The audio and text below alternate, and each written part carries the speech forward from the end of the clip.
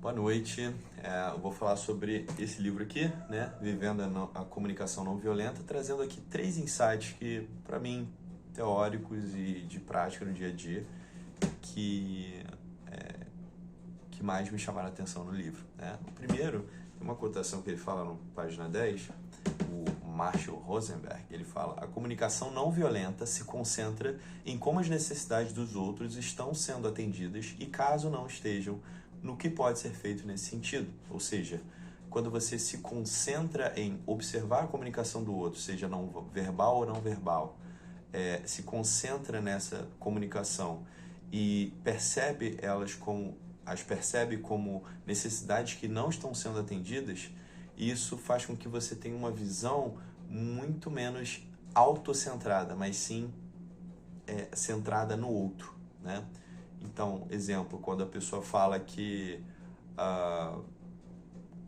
quando a pessoa começa a falar mais alto com você, né? E aí você percebe isso como um ataque dela. A você especificamente, ou talvez ao que você está falando.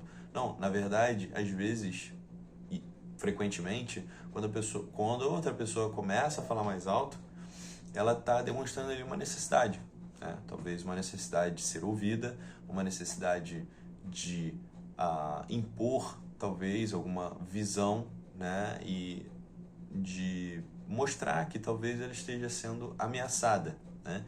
E aí, quando você coloca essa escuta, né, esse ouvido à comunicação violenta, você tira a comunicação de você, né, do que você percebe em si, mas você vira isso para o que o outro está exprimindo de necessidade. Então, isso é muito importante, uma pergunta muito importante do dia a dia.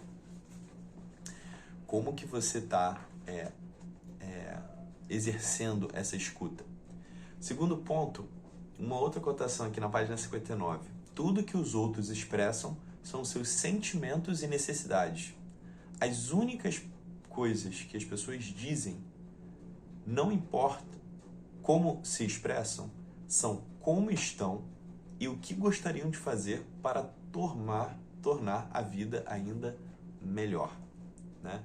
Então, basicamente olha, quando a pessoa está falando, eu estou falando, quando eu expresso aqui para você algo do meu coração, algo que eu estou sentindo, algo que eu estou estudando, é basicamente no intuito de colocar para fora e fazer com que eu tenha uma vida melhor, né? No último é isso, eu quero fazer com que eu tenha uma vida melhor, fazer com que eu possa conquistar o que eu quero conquistar, expressar o que eu quero expressar e assim ter uma vida melhor, né?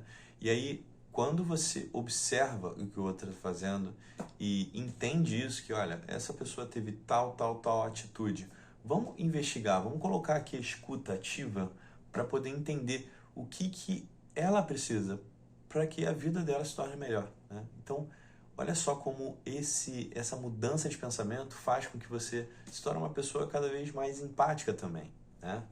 Então, esse é o segundo ponto, né? Então, o que você está fazendo hoje, como que você se comunica, é uma forma de você querer ter uma vida melhor, né? E aí, um terceiro ponto que é sobre o que você está expressando na sua comunicação, né? Sem a comunicação não violenta, aqui na página 68, sem a comunicação não violenta, dizemos: será que posso? Tudo bem se... Os praticantes da comunicação não violenta nunca requerem a aprovação dos outros, nunca cedem a esse poder e nem querem que os outros lhes digam o que fazer. O que dizemos na CNV, comunicação não violenta, é: eis o que quero. Gostaria de saber sua posição com relação a isso. Então, por mais que possa parecer simples, né? Não é simples. Então, basicamente, a gente quer colocar existe no discurso das pessoas um monte de emoções, de visões de mundo, e lá dentro dessas emoções, dessa forma de falar e dessas visões de mundo, lá dentro tem o que a pessoa quer. Quando você começa a praticar a comunicação violenta, você primeiro expressa, né? Olha, é isso aqui que eu penso, é isso aqui que eu quero, é essa a minha necessidade. o que você pensa sobre isso, né? Você expôs a sua necessidade, não precisou se justificar, você não precisou colocar nada mais no seu discurso. E quando você tem essa ideia, você consegue ser mais objetivo com seus pensamentos e você consegue tentar extrair através de perguntas o que de fato a pessoa necessita naquele momento, né? Então, são insights muito interessantes aqui desse livro, né? Depois do Drive, né? É esse livro que eu entrei um pouco mais para entender como que eu podia entender mais as necessidades das pessoas, né? E poder garantir que as necessidades das pessoas estão sendo continuamente garantidas, né? Então eu espero que esses insights possam ter te ajudado também. Se quiser se aprofundar um pouco mais, né, a comunicação não violenta, Vivendo a Comunicação Não Violenta, de Marshall Rosenberg.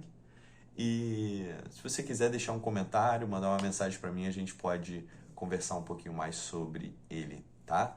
Obrigado, até a próxima.